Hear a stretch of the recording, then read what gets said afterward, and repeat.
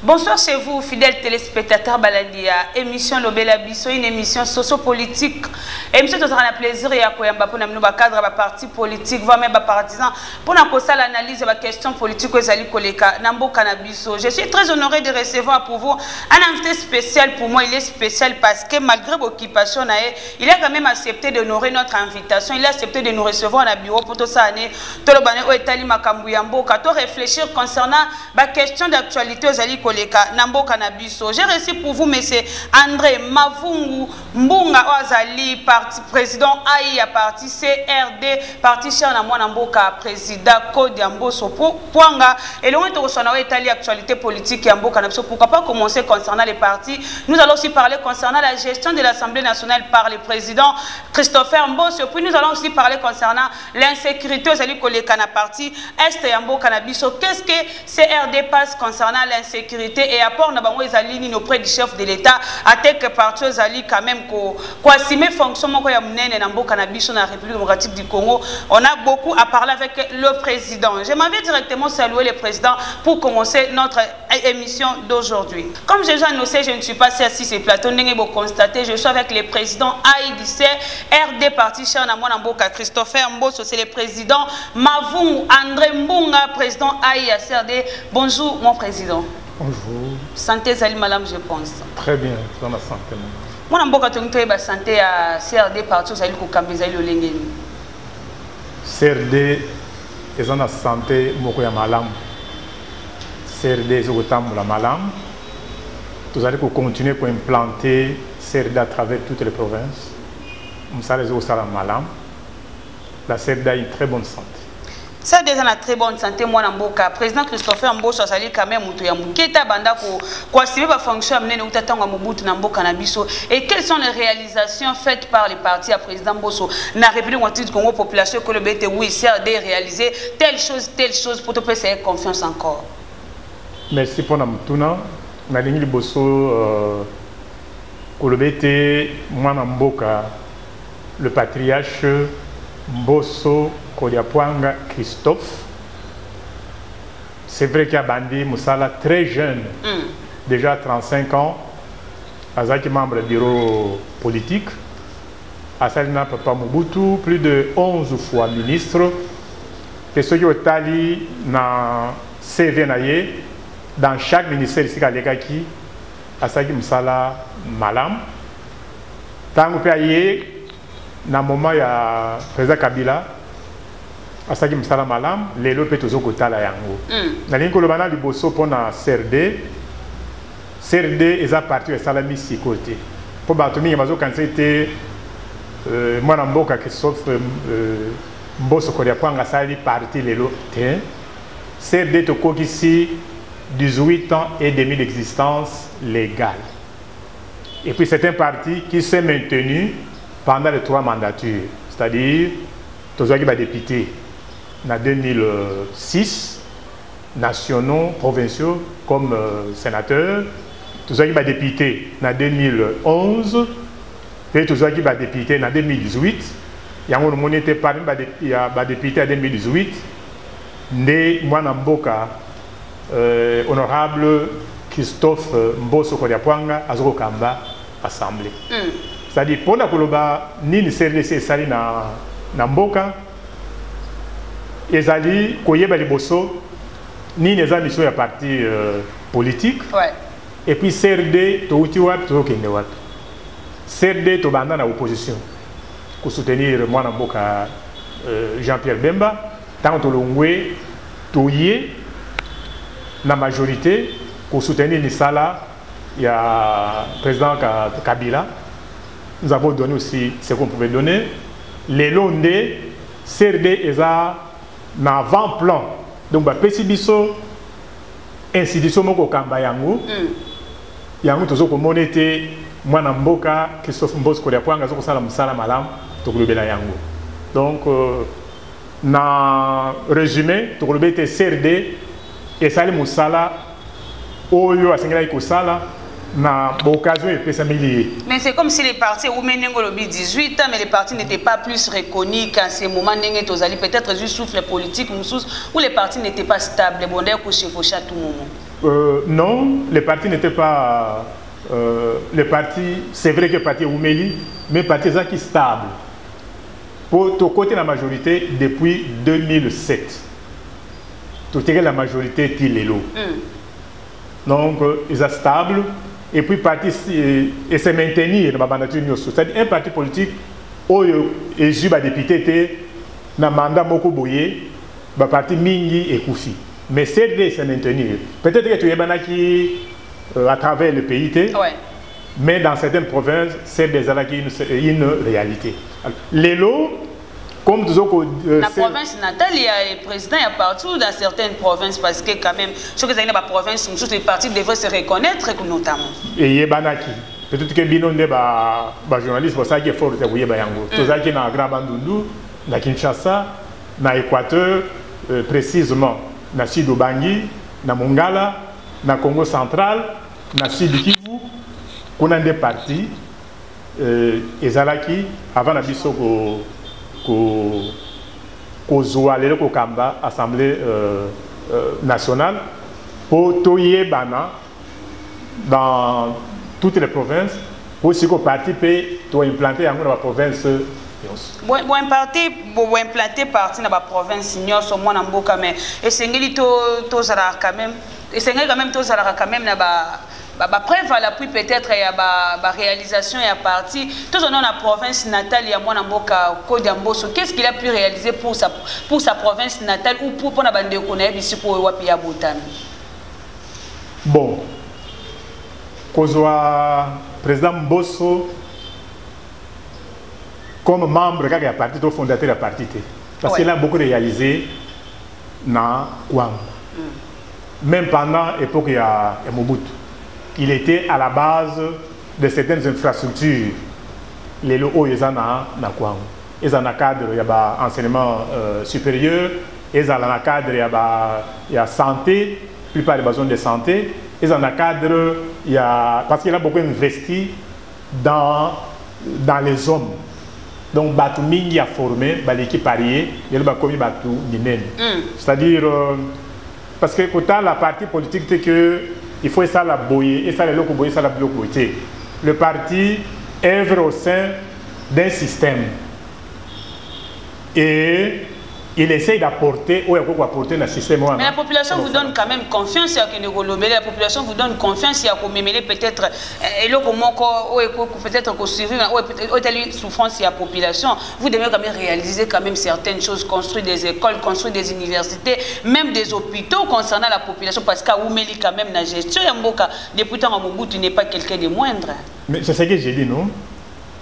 Donc dans les Kwango, Mbosso a construit beaucoup d'infrastructures sanitaires, dans le cadre de l'école. Il a beaucoup fait. Au moins combien d'écoles construites ou des cités, même deux si possible? Je ne peux pas le... Mais c'est parce qu'on nous a appris que les écoles n'est pas construites par le président Mbosso, mais a été réhabilité. Non, les écoles ne sont pas construites. Lui, il a amené les écoles. Mais avec les concours, il y a un gouvernement, on a construit. Mais il y a des écoles aussi qu'il lui-même a construit. Il y en a beaucoup. Merci beaucoup. Parlons concernant la gestion de l'Assemblée nationale, Mboka. Tu as succédé au président Belé à l'Assemblée nationale, mais c'est comme si le président Mbosso a joué la dictature, dans la démocratie dans l'Assemblée nationale. Parler de l'Assemblée nationale, je suis bien placé parce que nous avons nos députés. Donc j'ai fait 2 mandats. J'étais élu en 2006 comme en 2011 comme député national. Donc j'ai fait 12 ans dans le Palais du Peuple. J'ai connu beaucoup de présidents de l'Assemblée nationale. Et malheureusement, j'ai l'impression que beaucoup de gens qui parlent de l'Assemblée nationale ne maîtrisent pas le règlement intérieur de l'Assemblée nationale. Le règlement de l'Assemblée nationale donne le pouvoir au président. Donc tout ce qu'il fait, c'est selon le règlement de l'Assemblée intérieure de l'Assemblée nationale. Il n'est pas en dehors. Parce que c'est l'institution qui crée les lois, qui vote les lois. Donc il ne peut pas, lui, diriger cette institution en dehors de leur loi propre qui est le règlement d'ordre intérieur. Même refuser de donner la parole aux opposants, arracher les paroles aux opposants, sans même tenir compte des propos que l'homme, peut-être l'homme parle dans le cadre de l'Assemblée nationale pour l'intérêt de la population. Non, non, non. Il a le pouvoir d'accorder la parole, d'arracher la parole si vous déconnez. Il a même le pouvoir de faire sortir de l'hémicycle un député qui se comporte très mal. C'est fait plus pour les opposants. Bon, parce que les opposants, vous savez, les opposants excellent dans des propos populistes. Parfois seulement pour faire plaisir aux gens. Mais il ignore qu'il est député. Parce qu'un député, qu'il soit de l'opposition, qu'il soit de la majorité, il doit se mettre à la place de député. On peut critiquer le gouvernement, ça on ne refuse pas. Mais pas en critiquant le gouvernement, vous passez aux injures. Non. Moi je pense que le président Bosso est en train de diriger l'Assemblée suivant le règlement d'ordre intérieur de l'Assemblée. Ça je le dis parce que moi je connais le règlement d'ordre intérieur de l'Assemblée. Moi-même j'ai été député. Donc il n'est pas en dehors de la manière dont il doit diriger ça. Où en sommes-nous avec les dossiers 21 000 $, quoi, c'est un qui n'a décodé, c'est ça, et puis Jean-Baptiste Kansé, quoi, va présenter moyen de défense là-bas. Où ils sont venus, mais jusqu'aujourd'hui, résultat de quoi, dans l'Assemblée nationale. Vous savez, on ne gère pas avec des paroles, on ne gère pas avec des humeurs, on gère les hommes avec beaucoup de responsabilités. On avait mis en place une commission qui les a entendus. Mais le président attend que la commission lui rende le rapport avant qu'il le présente à la plénière. Donc nous sommes à cette étape-là. Donc la commission est en train de travailler pour finir son rapport qu'il va remettre au président de l'Assemblée nationale. Le président de l'Assemblée nationale va soumettre le rapport à la plénière qui est souveraine. C'est la plénière qui va se prononcer. Mais avec le dossier 21 000 $, honorable, pensez-vous que le président Bosso était préparé pour gérer l'Assemblée nationale?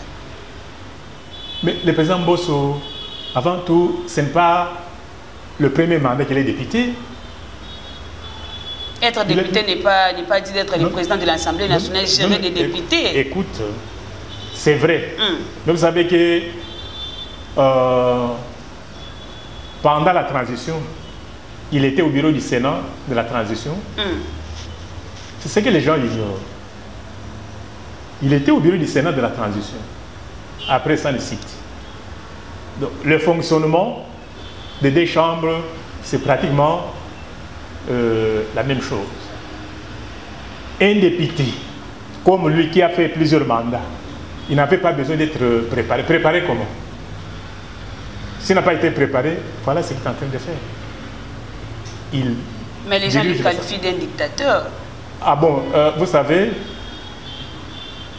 c'est ce que j'ai dit. C'est-à-dire les gens, il y en a qui ne connaissent même pas ou qui ne maîtrisent même pas le règlement intérieur de l'Assemblée nationale. Et les opposants en profitent de cette naïveté de certaines personnes pour dire n'importe quoi. Donc, je pense qu'il dirige l'Assemblée nationale avec compétence suivant le règlement intérieur. Honorable, parlons concernant l'insécurité aux élus Koleka. La partie Est-Yambo Cannabis, vous faites partie de l'Union sacrée avec votre parti. Où en sommes-nous concernant l'insécurité? Faire appel à l'armée sous-régionale, est-ce que ce n'est pas un début de la balkanisation la partie Est-Yambo Cannabis avec votre gouvernement? Bon, concernant l'insécurité, la partie Est-Yambo Cannabis, il faut le bosso n'a pas condamné occupation ya Mboka na biso pe invasion Mboka na biso na armée rwandaise attaque bazoko bengango M23. Tout le monde sait que c'est l'armée rwandaise qui a envahi une partie de notre pays. Et nous condamnons cela et nous leur demandons de se retirer sans condition. Quand on parle de la force de l'Afrique de l'Est, moi je pense que nous devons les mettre à l'épreuve pour prouver leur bonne foi. pour savoir qui nous agresse, qui est pour nous. C'est ce que nous sommes en train de voir sur le terrain. Donc ce n'est pas un début de balkanisation, et ce n'est pas pour la première fois que cela arrive, parce que même en 2016 avec la MONUSCO, c'est arrivé, mais ce que nous cherchons, c'est la paix. Vous savez, quand les gens parlent de la guerre, on prend ça avec beaucoup de légèreté. Les gens sont chez nous, ils occupent nos villages, avec la population. Mais quand on doit mener une guerre sauvage, mais qui vont mourir beaucoup plus? Ce sont les Congolais. Ouais. Et puis ils finiront par partir. Moi je pense que nous sommes en train de tester la bonne foi des pays qui ont envoyé ces troupes. Vous testez la bonne foi, mais des villages sont abandonnés. Déjà, on est à 180 villages abandonnés. C'est déjà un début de la balkanisation. On a quand même déjà qui nous informent par rapport à l'insécurité. Qui les a comptés? Vous voyez, vous savez que le média, c'est aussi un outil de propagande. Ouais. Et vous savez que dans ces histoires-là, les Rwandais sont spécialistes. Ils infiltrent, ils créent dans les réseaux sociaux toutes sortes de médias pour envoyer des messages qui ne sont pas vrais. Et nous devons faire attention. Il ne faut pas qu'on soit découragé. Même si aujourd'hui ils occupent une vingtaine, trentaine de villages, ils finiront par partir parce qu'ils ne sont pas chez eux. Tandis que la population continue à mourir, vous faites attendre la population. Pourquoi pas faire la guerre au Rwanda? Pourquoi pas adopter quand même la proposition d'Adolphe Muzitu de faire la guerre au Rwanda, président? Non, non. La guerre, avant tout, ils sont chez nous. Comme ils sont chez nous, la guerre, ce n'est pas chez nous. Avant de ramener la guerre au Rwanda, il faut terminer toutes les voies de négociation. Parce que si on arrive à cette étape-là, que personne ne dise que la RDC a agressé le Rwanda. Mais les Rwandais nous agressent. Oui, les Rwandais nous agressent. Mais derrière eux, il y a certaines multinationales, il y a certaines puissances. Nous sommes en train de tester la bonne volonté de ces gens-là. Mais c'est comme si votre diplomatie ne joue pas. Mais pourquoi la diplomatie? Tant de voyages que le chef d'État fait pour ne rien gagner après.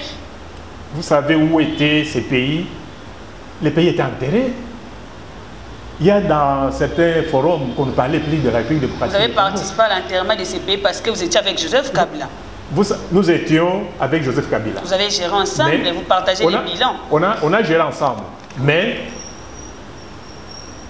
on ne prenait pas en compte tous ceux qui faisaient des bonnes propositions.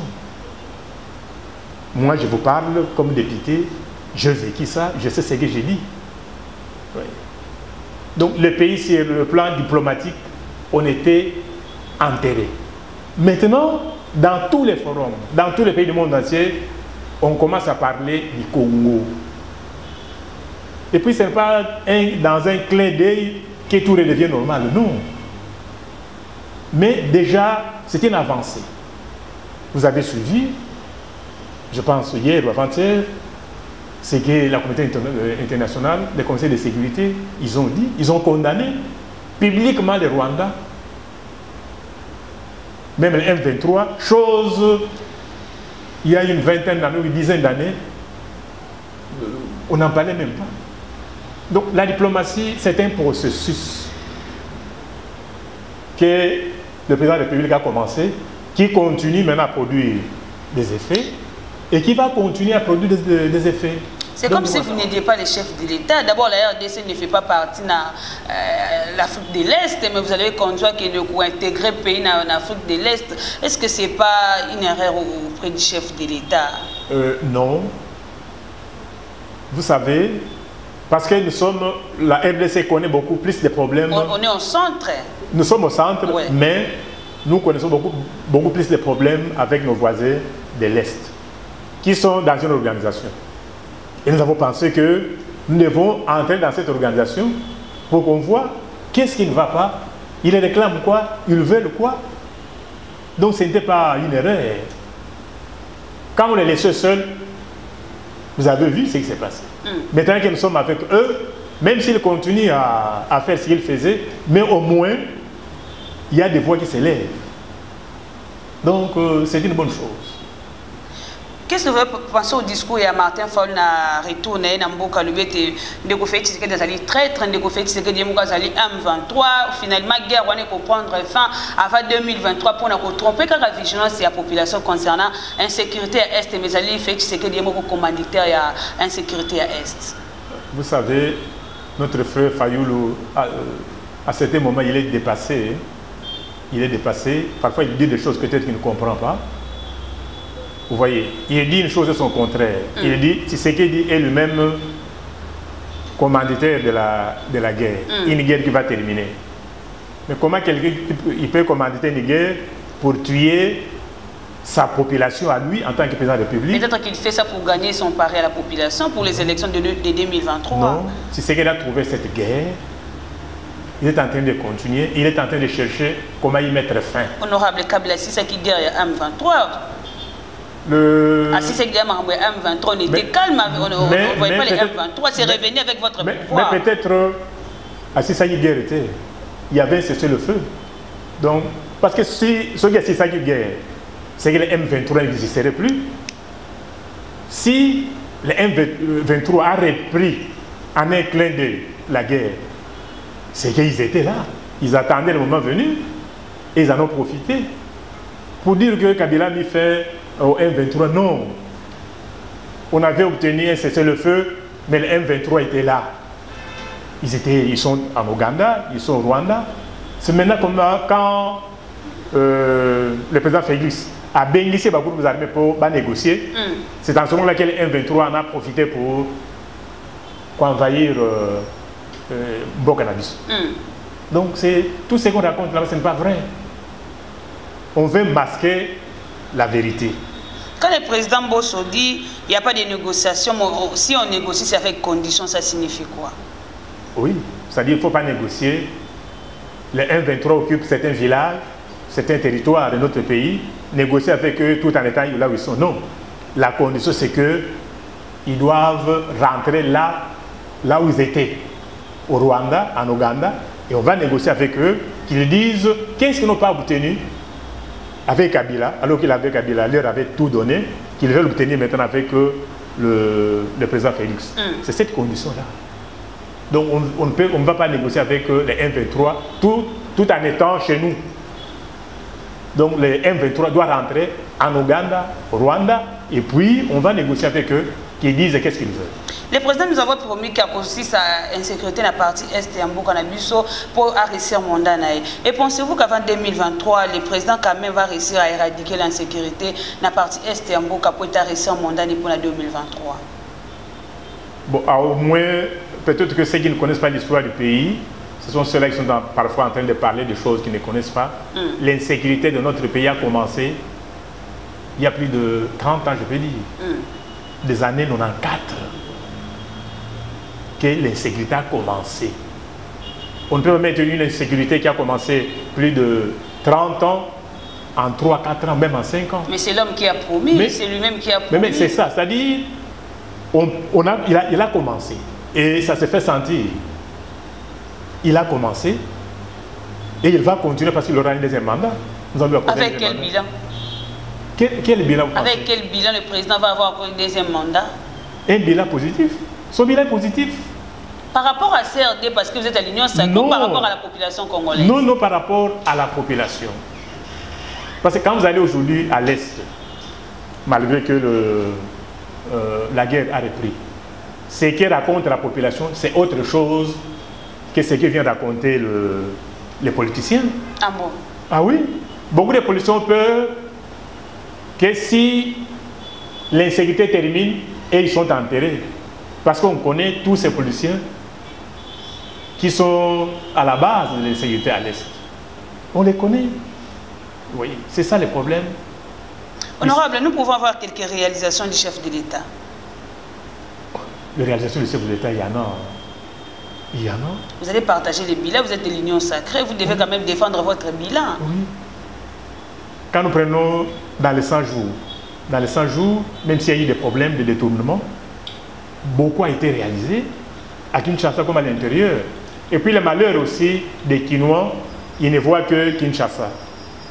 Ils ne voient pas ce qui se passe, les réalisations qui se passent à l'intérieur du pays, il a beaucoup réalisé, que ce soit en termes des infrastructures routières, des écoles, des hôpitaux. Vous avez réhabilité non construit? Non, non, on a construit, dans certaines provinces, on a construit. Et même réhabilité.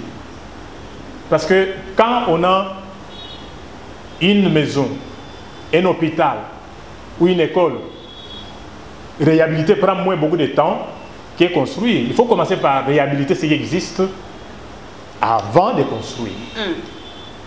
Vous voyez? Il ne faut pas commencer par construire alors qu'il y a des écoles ou des hôpitaux à réhabiliter ou des routes. Moi, je pense que... Mais c'est seulement celle de l'Union sacrée qui parle par rapport à la positivité. Il y a mandat à chef de l'État, mais ça ne se voit pas. Concernant d'abord la gratuité de l'enseignement, vous avez échoué.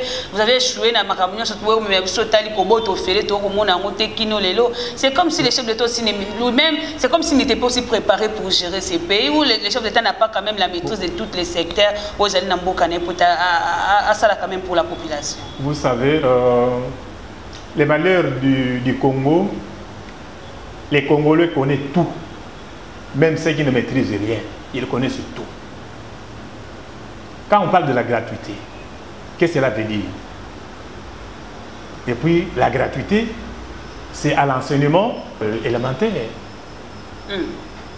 Ça signifie quoi? La gratuité signifie tout ce que les parents payaient à l'État pour faire fonctionner les écoles, le parent ne le paye plus.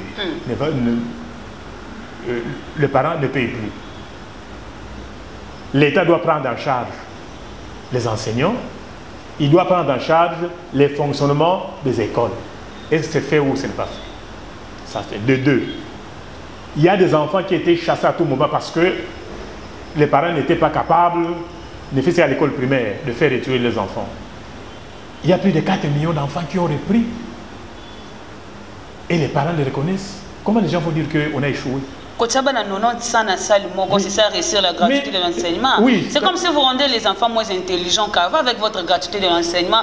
Pourquoi pas prendre la politique de construire d'abord des écoles avant de mettre en œuvre la gratuité de l'enseignement? On a commencé en même temps, on est en train de construire. Il faut commencer en même temps. Les enfants payent les frais scolaires, je vous informe, honorable. Il y a des écoles qui font payer des enfants les frais scolaires. Bon. Vous voyez, moi, avant de devenir député, j'étais un préfet. Quand on parle de frais scolaires, il y a des frais qui ne concernent pas l'État. Il y a des frais qu'on ne retourne pas à l'État. Il y a des frais, exemple, de construction qu'on demande. Mais là où je vous dis avec assurance, l'État a pris en compte les fonctionnements des écoles. Il y a d'autres écoles à Barumbu, moi je vous informe pour ne pas citer les noms, mais il y a des parents qui nous envoient des messages. 8 000 francs chaque samedi, 8 000 francs. Et faisons la totalité à 8 000 francs chaque samedi. Fin de l'année, ça a déjà frais scolaires déjà. Mais les parents sont complices parce qu'on leur a dit qu'ils dénoncent ça. Complices comment? Ça a besoin de moi. Non, même si il ne va pas se dévoiler, mais ils doivent aller voir les instances de l'EPST, dénoncer ces écoles-là. Quand les parents ne dénoncent pas, c'est qu'ils sont complices. Ils veulent continuer dans cette situation-là et ils se créent des problèmes sans le savoir. Donc, à mon avis, et c'est que qu'on voit, la gratuité est en train de réussir. La gratuité est en train de réussir. Oui. Avec les pouvoirs de Félix Tshisekedi. C'est avec lui. C'est avec lui. Il a commencé. C'est vrai, il y a encore des difficultés. Mais il a fallu commencer. On a commencé. Vous voyez, ça fait 2 ans. Chaque année, ça s'améliore. Chaque année. Et moi, je me demande, à la fin du mandat, vous allez dire à la population, il a commencé, mais il y a eu des difficultés, ou vous allez présenter les bilans concrets? Non, on va présenter les bilans. Parce qu'il y a des projets qu'on ne peut pas terminer dans 5 ans. Il a tellement trop parlé pour ne pas réaliser. Il y a trop de choses promises à la population et ça ne se voit pas. Mais il a promis, il est en train de faire. Il y a des projets à court, à moyen et à long terme. Il y a des projets que le président Félix a commencé, même après son 2e mandat, il ne va pas les terminer parce que ça c'est des projets à long terme. Mais il y a des projets à court terme qu'on a déjà terminés et à moyen terme qu'on est en train d'effectuer. Il faut que les gens le sachent. Les Congolais veulent tout avoir en un clin d'œil. Ils pensent qu'ils se réveillent aujourd'hui, on commence à construire une maison, une école, il faut que ça se termine dans la semaine qui suit. Non. Il y a un processus qu'on doit respecter. C'est ça le mal des Congolais que nous sommes. Nous sommes arrivés à la fin de cette émission honorable. Serez-vous fiers d'être devant votre population, votre base en 2023 pour présenter Félix Sekoué comme candidat président de la République et vous comme député national?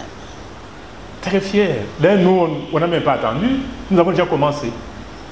Nous sommes déjà sur le terrain en train de parler de Félix comme notre candidat président de la République. Vous n'allez pas changer d'avis? Non, non, non. On ne va pas changer. Parce que vous savez,